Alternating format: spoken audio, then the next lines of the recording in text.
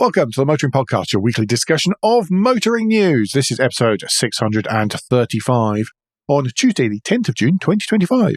Hello, I'm an enthusiastic Alan. Hello, I'm Andrew, and this week you'll hear some news that may spark your interest in visiting Scotland. In new car news, you'll want to go rallying. And in points of interest, you get to hear about a new app for route cost planning. And we have no follow-up this week. We're straight into the new news, Alan, and it's near-ish to the beginning of the month. Yeah, well, they came out at the beginning of Friday, and as a result were very much under the radar because there was probably something ridiculous happening in the United States on Friday. I have no idea. I've lost track. But SMMT has released the new car registration figures for May 2025. In total, 150,070 new cars were registered in May. That is up 1.6% on May 2024. As far as the shares go, 47.5% were petrol, 5.2% diesel, 13.6% were hybrid electric vehicles, 21.8% were battery electric vehicles, and 11.9% were plug-in hybrids. Year on year, market share numbers change. Battery electric vehicles up 25.8%, hybrids up 6.8%, PHEVs up 50.8%, petrol's down 12.5%, diesel's down 15.5%. As far as who's buying, private buyers accounted for 56,131 registrations, which is down 2.3%. Fleet buyers accounted for 90,000, that's 90,102 registrations, which was up 3.7%. And business accounted for 3,837 registrations, which is up 14.4%. So very much a fleet and business market and far less of a private market. Which is not a surprise for two reasons. First, because of still the pressure on people's pockets, money-wise. And the second is those changes to the tax systems has meant that people who were probably thinking for this month, next month, and last month got their purchases in before the tax changes on the 1st of April. Exactly. Traditionally quiet month anyway. The top models, the top 10 list, it's worth pointing out that this is split by just over 1,600 vehicles between 10th and 1st. Very much of a muchness here. Number 10, the Mini Cooper, 2,079 registrations. Number 9, the Peugeot 2008 with 2,096.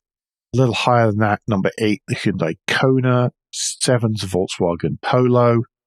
The MG ZS is at number 6. And at number 5 is the Vauxhall Corsa with 2,693 registrations. A chunk ahead of that is the Nissan Juke at 4. And then at 3rd, the Nissan Qashqai, which has had 3,088 registrations. The Kia Sportage is at 2 with 3,256 registrations. And at number 1, the Ford Puma with 3,695 registrations. All low numbers right the way through there. Reflects just how many models there are out there to split between, to be honest. Yep. Spreadsheet of doom, Andrew? Spreadsheet of doom, and I'll start with Abarth is down 34%, Alfa Romeo is down 32%, Audi down 24%, which some context for that because that's quite expensive for Audi. In 2024, they registered 10,673. This year, 8,091. They're down 17.75% on the whole year so far. Yeah. Citroen is down 38%. Dacia is down 20%, GWM is down 67%, Honda is down 19%, KGM is down 23%, Maserati is down 40%, but the numbers are very small. That's why the percentage looks so large. Seat is down 48%, Smart is down 36%, Subaru down 36%, Suzuki down 44%, and Tesla is down 36%. Other imports are also down, and that is 25%. Notice on the Tesla side of things, now whether I have managed to block and mute enough now that it doesn't come through. Or the ones who were commenting loudly and getting it wrong have wandered off to now become experts in just politics. Yeah. But the noise about Tesla sales in the UK has dramatically quietened down. I think that, well, certainly you and I have sort of beaten people up about that quite a lot. And I think people are now starting to shut up about that. Of note, Reuters still says, and they should know better, they still say it's UK car sales and Tesla car sales in the UK. But tell us the good stuff anyway. Good stuff. Yes, Alpine up 105.26%, Bentley up 44.12%, BYD up 407.6%, ironically taking the MG award. Yes. Lots more about BYD in following stories. Cupra up 33%, DS up 161%. That's 141 vehicles registered instead of 54. Fiat up 92%, Genesis up 196%. That's 169 registrations, more than 57. The other day I saw 2 Genesis on 2 consecutive days. Oh, wow. So Genesis each day, a GV70 in both cases, one of which was an electrified. Just kind of slightly unusual, but hopefully a good sign. Yeah. Jeep up 264.65%. Maxus up 200%. That's 3 registrations instead of 1 last year. There we are. Hence the nice round number. Mazda up 22%. Peugeot up 37%. Polestar up 274%. Well, having more models will help with that. Renault up 37%. And last but not least, Vauxhall up 16%. The only last thing is, obviously, Mike Hawes has a little statement every month, and he makes it clear yet again that the growth is, whilst it's small, it is being driven purely by all the manufacturers giving discounts, and that's not sustainable. And once again, is asking for government financial help to encourage people to buy shiny new metal things. The trouble is that the government's not really about giving help to this government's not really about giving help to anyone. No. Again, he asks every time there's a spending review coming up, do we think anything's going to change? No. No. Not for that. No. Something where the price is likely to change, though. Andrew, congestion charge. Yeah, TfL are proposing that they're going to increase the congestion charge from £15 to £18 starting at the beginning of January 2026. But not only that, they also wish to remove the exemption for zero-emission vehicles. That's both private and commercial vehicles. This will be a staggered change in prices, so that from the 2nd of January, electric cars will receive a 25% discount, whilst vans, trucks and heavy small vehicles will get 50%. This is all provided everyone uses the auto pay system. Okay. And that will automatically do it. You don't need to register and state that it's an electric car, because they will check against DVLA records to say that. But then it will change again in 2030, where the reduction will come down further, and then eventually you pay the same price. You know the problem with the congestion charge? The problem with the congestion charge is too successful. It doesn't bring in enough money to pay for its own administration. Or at least it certainly didn't bring in enough money to pay for its own administration. It was actually a pain. And the thing is that if you go into central London, the number of private cars that you see within the congestion zone is very small. Everything's vans, buses, taxis. That's really what makes up the traffic in central London. It's not many cars. And if they are, the people are incredibly wealthy, so it's not going to make any difference to them. Oh, there's times when you do just need to be in. But yeah, I know, there's a point that's made in one of these, one of the articles. There'll be 2 linked in the show notes. There's one from Electrive and one from Autocar. One of the points in here is they say, well, it's the first price hike since 2020. Yeah, but you've also expanded the times that the congestion charge operates and all sorts of other bits and pieces. Don't tell me that, oh, look how good we are. The other thing they're trying to say, of course, is that £15 from 2020 is the equivalent to £19 today, and the increase is below the rate of inflation.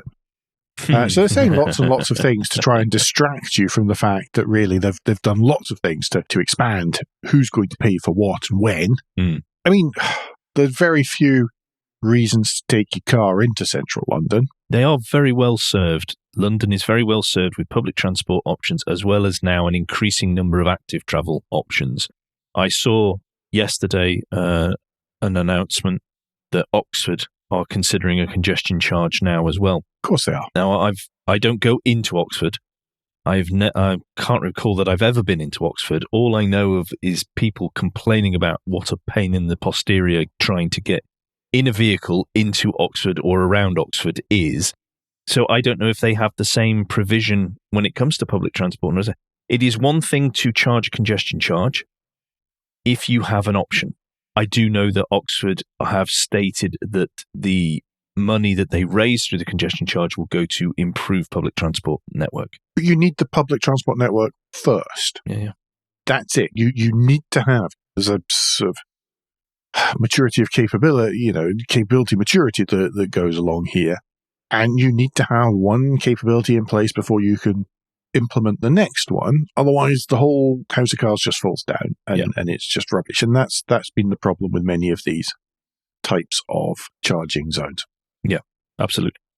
Anyway, do you want to take us to the US and the latest bit of technology and concerns? This is a funny one because it's the one that's made the headlines and yet it seems to be rather niche. But Pirelli has this technology that's available and it's called Cyber Tyre.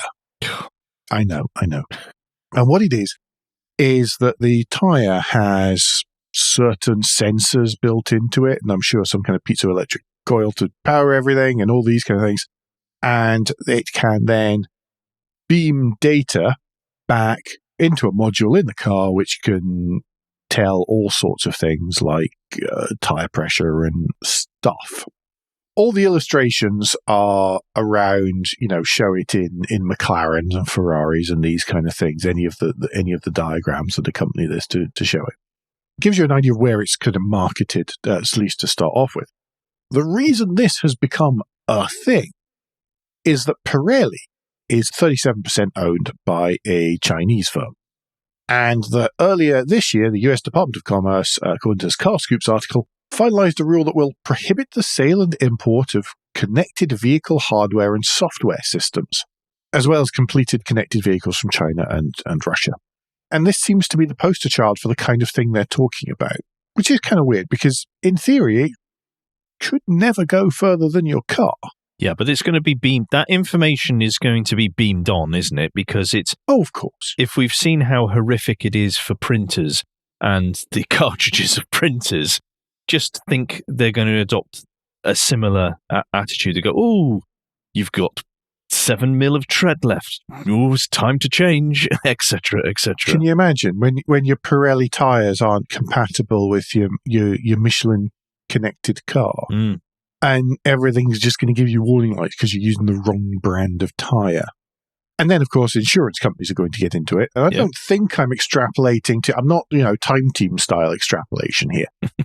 And, then the insurance company goes, well, you weren't using the tyre that's recommended by the manufacturer. Mm. And how often have we found that not using those tyres is actually nicer driving experience? Oh, much of the time. Yeah. Neither of my vehicles are on the original tyre. But coming back to this, the point really is, how far is the US going to look into this, and does this spread elsewhere? Because if you just look at the UK, everyone a couple of years ago got really jolly exercise about Chinese components in CCTV cameras and how they have been banned and how they are having to be removed, and also from internet connections and our infrastructure for broadband. And if you're upset at the potential risks that has in those, then you have to equally be worried about the potential risks of connected devices, software, etc. in cars. I've told you before about somewhere I work buying a couple of drones for survey work. And so they did it, and obviously they did they were doing their due diligence on the drones, and they noticed that they were sending quite a lot of data somewhere. Could never work out where the data was going, so the drones were taken down, the batteries taken out, put back in their boxes, and never seen again. It's going to be interesting considering, again, being very selfish and looking at the UK, because the US is making it very clear, if you're from anything from China, we don't want it. The US has made that very, very clear with Biden, and they have reinforced that under the latest regime. The UK and Europe are going to have to make some decisions on how they do things. Obviously, China says, of course, we're not putting all this technology out there to survey you and steal your data, etc., etc. We are good people. Of course they are going to say that. And they're not going to come out and go, oh, we've been busted. You've spotted it. Yeah, but mate, look at the benefits. Yeah. Look at the benefits. You'll always know if you've got a summer or winter tyre on your car. Yes. Without having to look at the tyre. You look elsewhere in cars and the amount of tech, devices, connected and software that has some origin in China, this must be a concern. I think to summarise it, I think ultimately the tyres are going to be the least of your worry on the car. Yeah. When it comes to that. So I think it's quite far down the line. I mean, it's causing all sorts of fun challenges for companies like Buick in the US, where they build the cars in China and then import them into the US with obviously the appropriate, the connected stuff that people expect from a car in the US. Yep. Anyway, speaking of Chinese car makers. Yes. Brazil is suing BYD over, and I'm quoting from the headline on the BBC News article that is linked, slave-like conditions. This is where they are building a factory in the country, and the Public Labour Prosecutor's Office has said that there are 220 Chinese workers that were rescued following an investigation after they received an anonymous complaint. They are suing BYD and two subcontractors for BYD, 257 million Brazilian reais, which is 33.7 million pounds.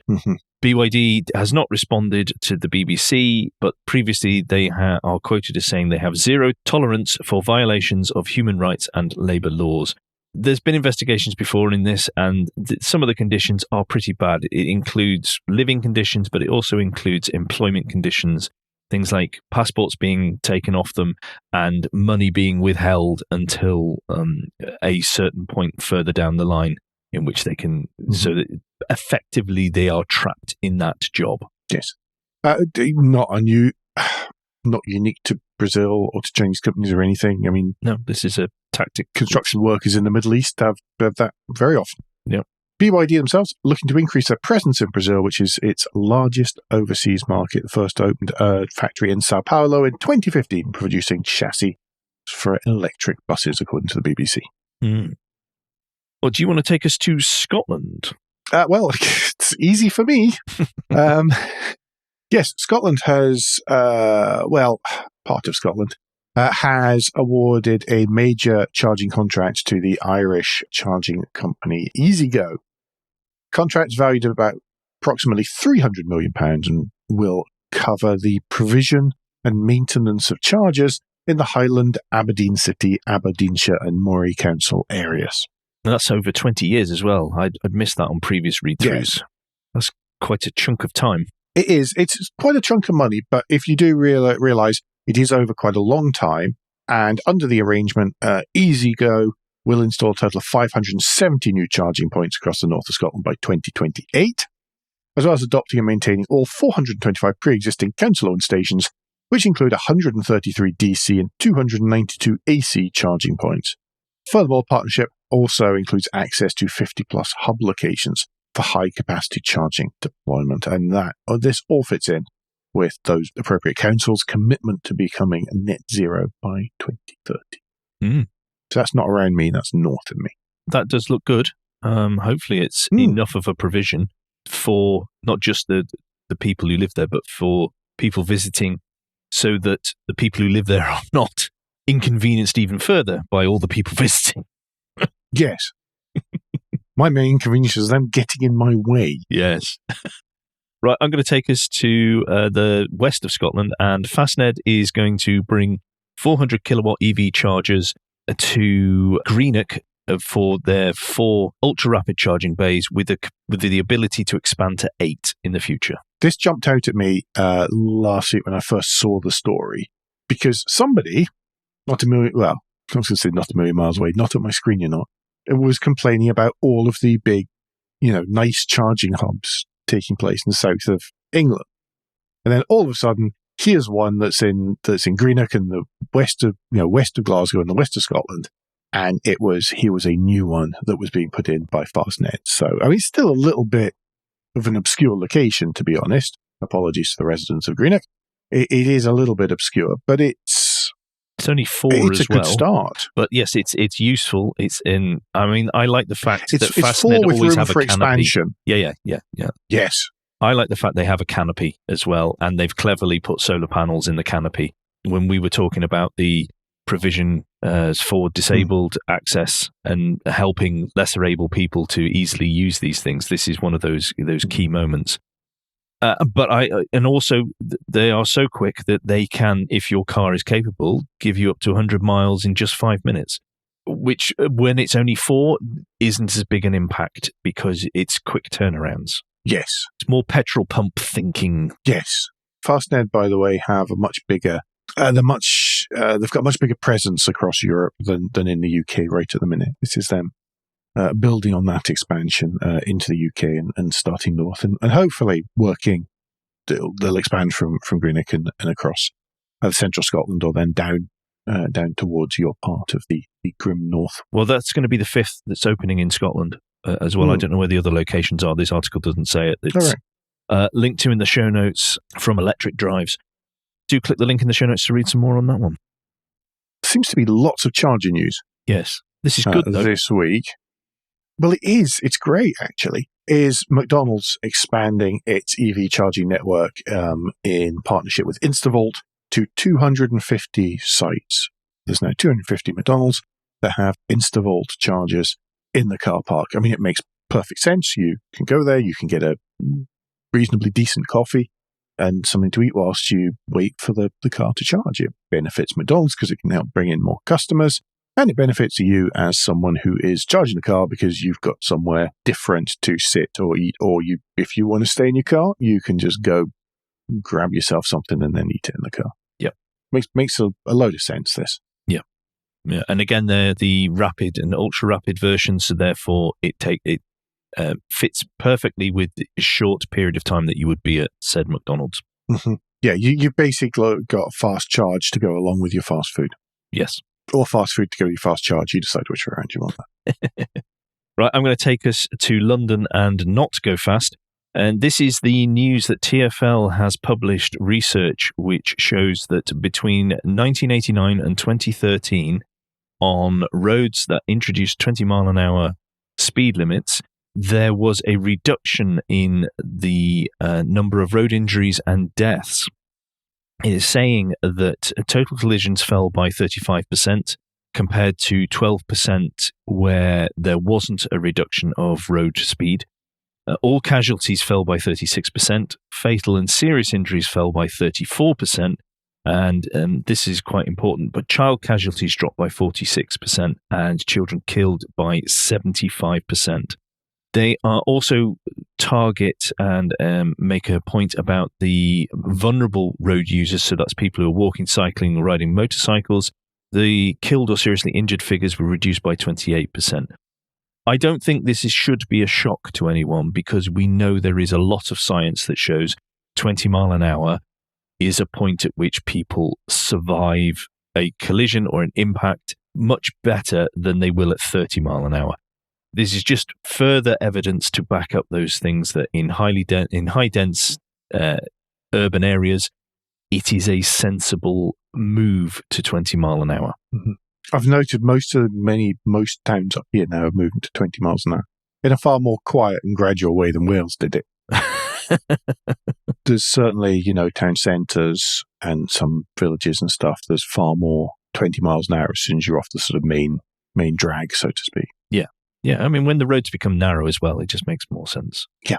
You shouldn't be driving at 30 on most of these anyway. No. So, this makes a lot of sense. Yep, really does. Right, I think we've managed to fight our way through to the end of the first part there, Alan. Yes, we have. That means it's Guilt Minute for a quick break in the show where we ask for a tad of financial support to keep the lights on and the hosting running. If you feel the Motoring Podcast is worth small consideration every month, then you can become a patron. Different levels of patron include different levels of commitment from us to you, including being able to watch the show recorded live. We also have a small range of merchandise in our spring store, from stickers to mugs and t-shirts. If you don't have any spare cash, and we do completely understand, then you can help us by following for free from a podcast player to receive every show as they're released, and by liking and rating the show whatever way your podcast supplier lets you. Another way you can help us is to like and subscribe on YouTube. You can get the audio version of the podcast there every week. If you hit the little bell, you'll even get a notification that it's out. And as well as that, then there's other little bits of video and stuff and shorts, which you can see us recording this waffle. And other bits and pieces that we've been up to. We're trying to make 500 subscribers. We're at 400 and more than we were the other day, which is awesome. Thank you, everyone. Yes. Do please like and subscribe. It costs you nothing. It takes a fraction of your time, but it does make a difference to us. And of course, if you've done all that, and some of you do, so thank you very much, the last thing you can do is to recommend us to your friends or colleagues. Yep. Thank you, everyone. Okay, Alan, new car news. And what aquatic mammal are you going to tell us about from BYD now? It is a BYD Seal. I swear they've got they've got a Seal U, and this is now the Seal 06. Yes, I don't understand what the naming... I'm so slightly lost. Yes, whatever. Anyway. What it is a plug-in hybrid that's going to come to the UK. It's going to look a lot like the existing Seal. And if you want to see a Seal, then you go to the Sea Life Centre. Or you can watch the video that's on YouTube of me walking around a BYD Seal. It's going to be plug-in hybrid. It's going to come as both saloon and estate forms, dashboard, all that kind of stuff is all going to be the same as the Seal. These FEVs are going to be front-wheel drive, the CVT gearbox, obviously, between the engine and the motor. That engine motor is going to combine a 98 horsepower 1.5-litre petrol engine with either a 10 kilowatt-hour or 16 kilowatt-hour battery for an electric range of either 37 or 56 miles WLTP. Those different combinations give either 160 horsepower or 213 horsepower, and both versions get to 0 to 62 miles an hour in less than 8 seconds.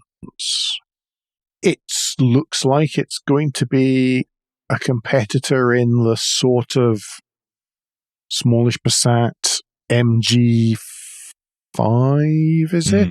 Yeah. Estate variant. It is very much a car rather than an SUV, and I don't think it's got really any sporting pretensions. No idea on price yet. We'll wait to hear on that one. Yes, I have now told you everything, but the Seal U plug-in hybrid, which is mechanically related, starts at around £33,000. So it's imagine that sort of ballparkish, I guess. I presume so. Yeah. Right, I'm going to take us on to Lotus, and they have updated the Emira, which, according to this Autocar headline, it promises ride and handling boost. They have retuned the dampers, there is new alignment settings, and uprated the gearbox mounts, amongst other things. This is going to be one of these sets of tweaks. I'm not even going to call it a facelift. Sets of under-the-covers tweaks that are only going to be noticeable by the most die-hard of Lotus Emira nerds, if such a thing exists. The people with the thinnest of the thin driving souls. Yes. Yeah, I mean, it's things, this is very, very... it's got new gearbox mounts if you've got the manual. It's got retuned dampers and alignment settings. It's got a recalibrated engine thermostat to improve performance in hotter climates, and it's all of that kind of thing. There is a new trim spec, though. It's called Racing Line. You can get it for both turbo and V6 models, and it adds a lower body pinstripe in yellow, red, or silver, mirror caps painted the same colour, and monochrome exterior badging, and that will cost you £3,000. Okay. I like the Emira. So do I. I think it looks great, particularly if you put it in some of the more exciting colours that they offer. So hopefully that's a success, because that does feel very much a Lotus product. Mm-hmm. Compared to some other supercars, the prices really are reasonable. You can get the 4-cylinder Emira Turbo from £79,500 and the V6 SE from £96,500. Well, do you want to take us on to a Lotus that it really is stepping away from the comfort zone of Lotus? Yeah, kind of going the opposite direction, really. There's a new British startup called Get Lost. All right, no need to be offensive. That's all right. I know. It's a bit much. But they have unveiled a resto mod, Lotus Elise S1, but it doesn't make it lower and faster and skiddier. What they've done is they have turned it into a rally raid style resto mod. So the clamshells get extended wheel arches. The ride height is lifted 100 mil. There are lights. There is a snorkel at the top for the air intake. That looks great. It does. There's storage for a spare wheel on the back deck as well. According to Get Lost founder George Williams, he's quoted here by Autocar saying, "The idea of taking the Elise off-road might sound ridiculous, and that's exactly why we leaned into it." Excellent. I love that attitude. Also, it's now looks like it's at a height where I could possibly get in and out of it with a modicum of dignity. Only minor groaning. Yes. But I think it looks ace. It just looks great. The some of the touches, obviously the white wheels, but also they got around the back. They got the white exhaust as well, which I think is really lovely little touch compared to the absolutely gorgeous sort of burgundy deep red color that they've got it in. Yeah. In case you're wondering about power and are ready to make cylinder head gasket jokes, then Get Lost has added that their Project Safari uses a different powertrain to the original 1.8 litre K-Series. Potential candidates include Honda's K-Series. Did I say K-Series? Yeah. It's K-Series, isn't it? From the Rover one. Yeah. Sorry, Honda's K-Series instead, or Ford's Duratec 4-cylinder engines, which are already quite popular transplants in an S1. Mm-hmm. Well, if Get Lost are listening, I would love to try that out. Thank you. Mm-hmm.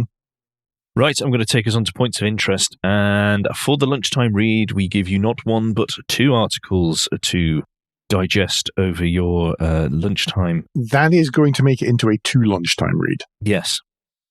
Because it is from Driven to Write. We once again dip into their vast catalogue of excellent articles. And this is from Daniel O'Callaghan. And it is talking about the Renault 16 and the title, The Family Car Reimagined. And I didn't know the history of the Renault 16, particularly not from way back then.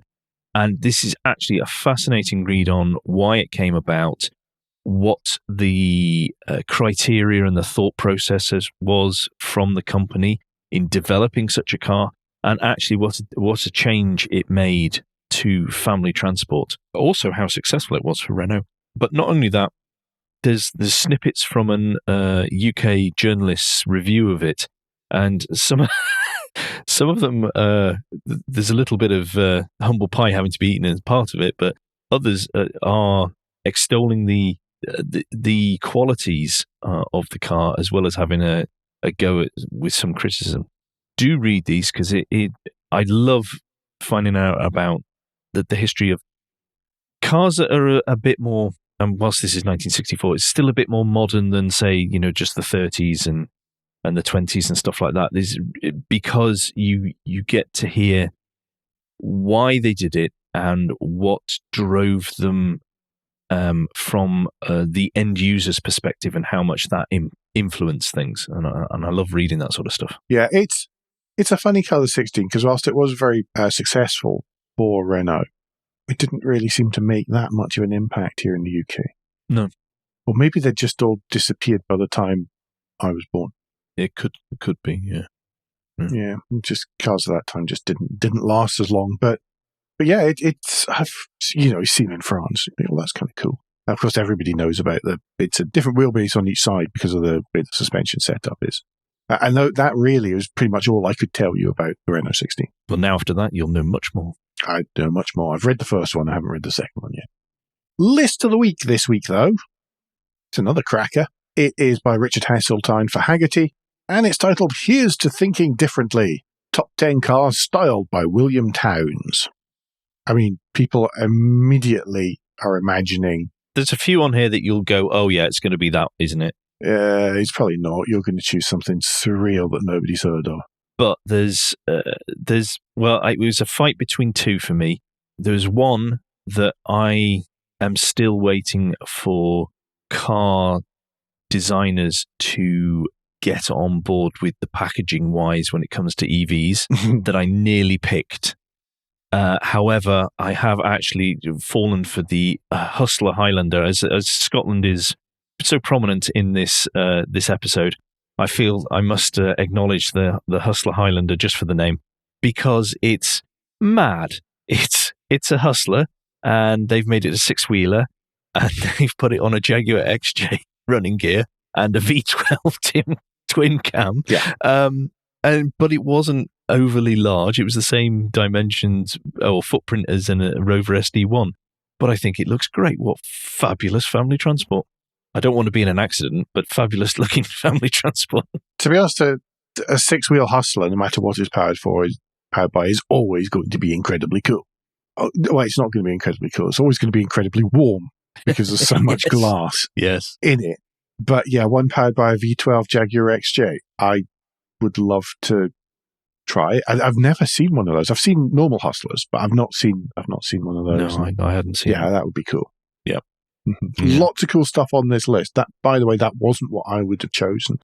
I would have chosen something different on there, but we can't because there's only 10. Yeah, there's only 10. And people complain if we give away the entire list.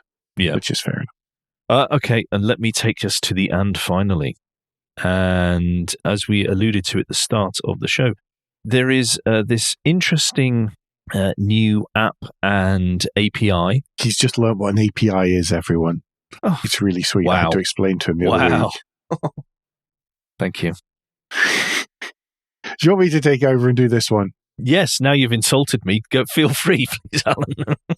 My former colleague Philip Rominsky, has put together a little sort of widget and a little bit of coding, which we think is really cool. And there's a demo version of it available, and you can go and you can use it, and you can have a play with it. And feel free, there'll be a link to his LinkedIn in the show notes, and do feel free to go back and give any feedback to Phil. But he's written a journey cost calculator where you put in your start point, you put in your end point, you give it a rough idea of the price per litre in your fuel consumption, and whether you're petrol or diesel or whatever, and it will calculate roughly how much your journey is going to cost, how much fuel you're going to need, and obviously what the distance is as well. And not just that, but it's going to give you a whole load of little hints about ways that you can drive more efficiently, which seems to fill in a really neat little bit of UI just there. Yep. But do please have a click, have a play with it, and then if you've got any feedback, any polite, reasonable feedback, do leave it for Phil so that he can keep on tweaking for it. And alternatively, if you want to employ Phil, then I'm sure he wouldn't say no either. We've got loads of journalists listening. We've got loads of PRs. If this is the kind of thing that you want to embed in your website, then have a word with Phil. Yeah, I love the UI. It's so clean. It doesn't look like it's been. Whereas quite a few of these in the past have looked like someone's just taken the front page of an Access 2003 screen and just slapped it on. This is actually easy to use. It also adds an indication of CO2 emissions involved with that as well, which is an interesting one to consider as we move forward. And splits out how much motorway and non-motorway that you're doing as well. So all of that kind of stuff all comes, and cost per mile, all of that kind of thing. So do have a wee look. He's said that his next iteration is going to try and incorporate EV calculations as well. Mm-hmm. No, but good work, Phil. That's good fun. That's excellent. It is. I like that when I saw it. I think that's us. It is. Isn't it? Yep. It is us for the time being. So all that remains is for me to remind you that between now and next week, you can give us any feedback and share your thoughts of the show at motoringpodcast.com on Blue Sky, at Motoring Podcast on Instagram and Facebook, and on the contact page of motoringpodcast.com, the hub of all our activities. Remember, you can support us financially via Patreon, and please leave a review and rating on Apple Podcasts, YouTube, or however your podcast app lets you do such a thing. And please don't forget to like and subscribe on YouTube. Andrew, aside from all that, what's the best way to get in touch with you? Best way to get in touch with me is if you search for Crack Windscreen on Blue Sky, Or if LinkedIn is your preferred platform, I am there under my proper name. And Alan, if people would like to get in touch with you personally, what's the best way for them to do that? Well, I'm spending a depressing amount of my life on LinkedIn under my proper name as well, so I might as well mention that for a change. But I'd really much rather that you use Blue Sky, where I'm at AJP Bradley, that's BRADLEY.bsky.social. We'll be back soon, but until then, I've been Alan Bradley. I've been Andrew Clues. And safe motoring.